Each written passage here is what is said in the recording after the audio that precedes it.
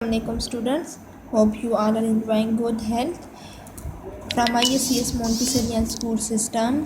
Here is our lecture number 10 of grade 6 English, unit number 2 the ransom of red chief. ठीक है, हमने इस unit की reading complete कर ली थी अपने पिछले लेक्चर में।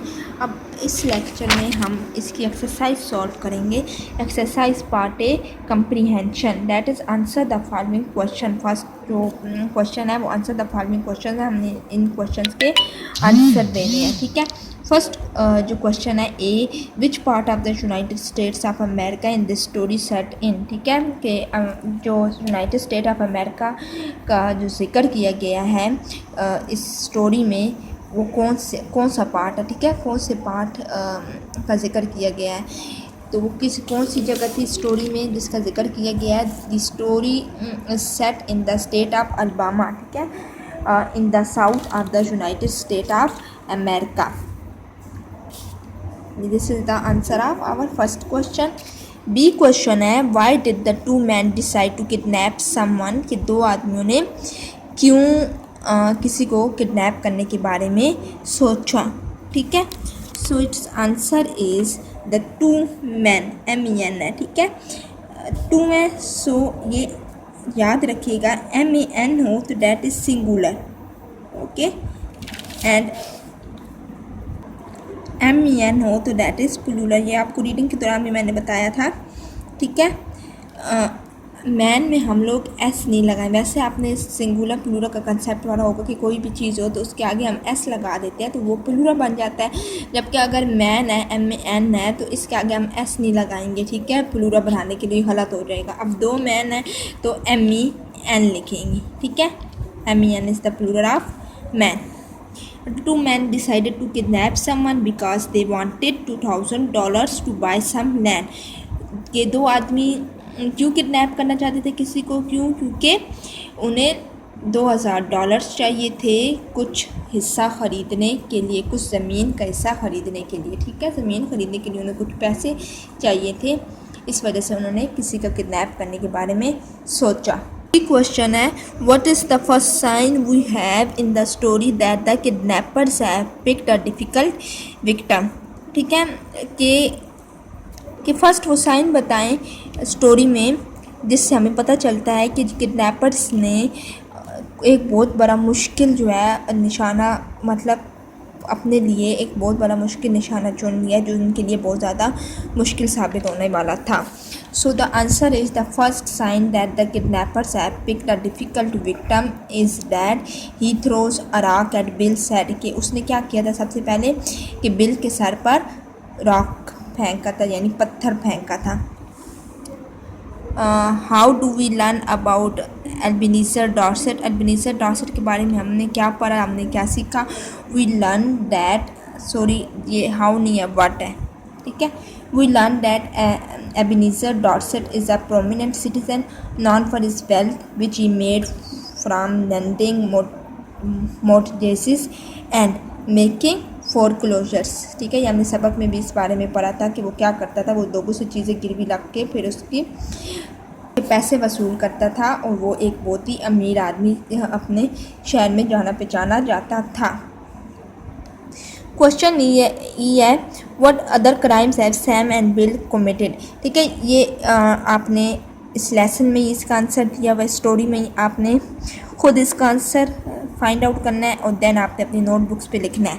ठीक है, ये जो ई वाला पार्ट है, ई वाला क्वेश्चन है, that you have to solve by yourself. What other crimes have Sam and Bill committed, कि सैम और बिल ने और दूसरे कौन से क्राइम किए थे। ठीक है, कौन से जराइम उन्होंने पहले किए थे, अगर किए हैं तो वो आपने बताने हैं, अगर नहीं किए तो देन उसका भी आपने आंसर देना है।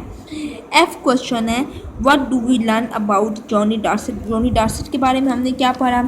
We learn that Johnny Dorset is 9 years old, has red hair, talks a lot, is violent. Violent किस तरह से हमें पता चला, किक्स एंड बाइट्स, क्योंकि वो लाते मारता था और काटता था। Has a great imagination, is not popular with his neighbours and he likes camping, ठीक है। उस बच्चे के बारे में, जॉनी डॉर्सेट वो बच्चा था ना जिसको उन्होंने किडनैप किया था, उसके बारे में जो जो चीज़ें हमने पढ़ी हैं वो हमने इस आंसर में लिख देनी है कि 9 साल का था, उसके रेड हेयर्स थे, ठीक है, बहुत ज़्यादा बोलता था, बहुत वायलेंट था, बहुत शोर शराबा बहुत लड़ाई करता था और तख़य्युलाती बहुत था, ठीक है, इमेजिनेशन में बहुत ज़्यादा सोचता था।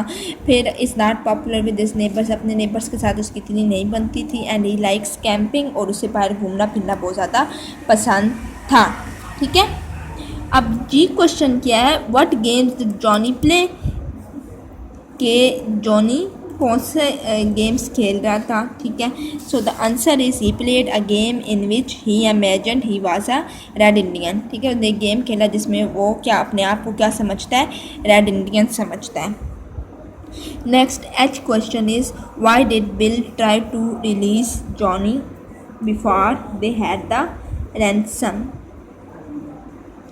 कि जो बिल था वो क्यों जॉनी को छोड़ना चाहता था तावान लेने से पहले ही, ठीक है। तो हमने इस बारे में पढ़ा था लेसन में कि क्योंकि वो बहुत उससे तंग आ गया था, उस बच्चे ने उससे बहुत तंग किया था, उसे कभी मारता था, कभी उससे घोड़ा बन के उसके ऊपर चढ़ता था, ठीक है, और उसे वो बहुत ज़्यादा तंग करता था, जिसकी वजह से वो बहुत पागल हो गया था और वो बस इस बच्चे से किसी तरह से जान छुड़ाना चाहता था, उससे तावान की भी फिक्र नहीं थी।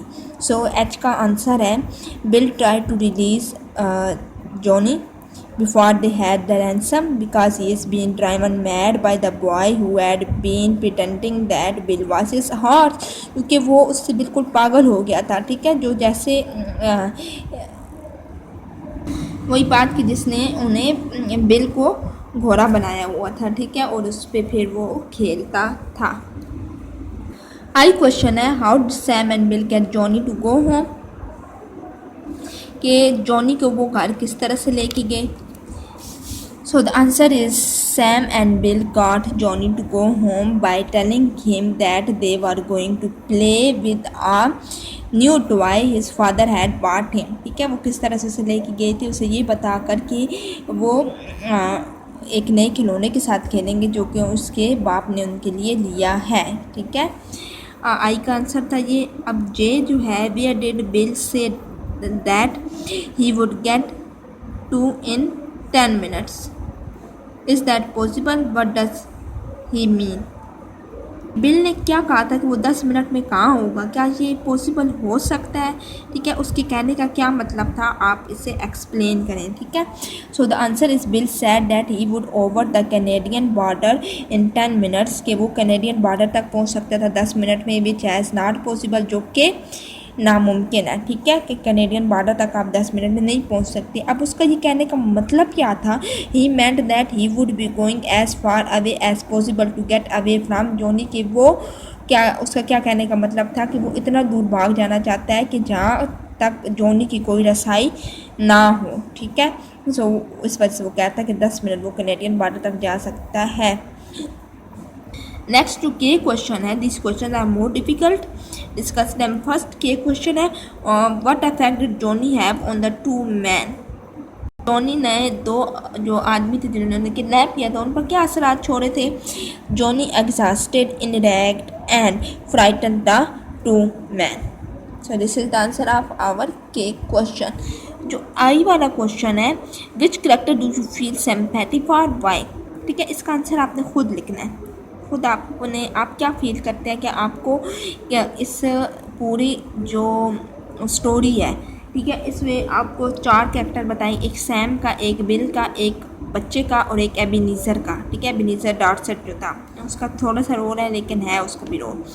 तो आपको कौन सा कैरेक्टर है जिसके लिए आपको सिंपैथी यानी आपको उस पर रहम आता है, ठीक है, आपको वो ऐसा कौन सा कैरेक्टर है उसके बारे में आपने खुद लिखना है और क्यों, साथ आपने वजह भी बतानी है।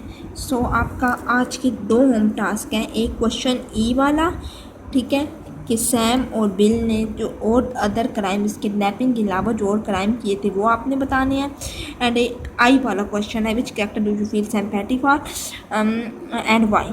ओके, सो ये 2 क्वेश्चन आपके होम टास्क हैं जो आपने खुद से करने हैं। बाकी आपने क्या करना है, ये सारे क्वेश्चन अपनी नोटबुक पे लिखने हैं। फर्स्ट आप पहले क्वेश्चन लिखेंगे बुक से देख के, question A then its answer, ठीक है, ये है।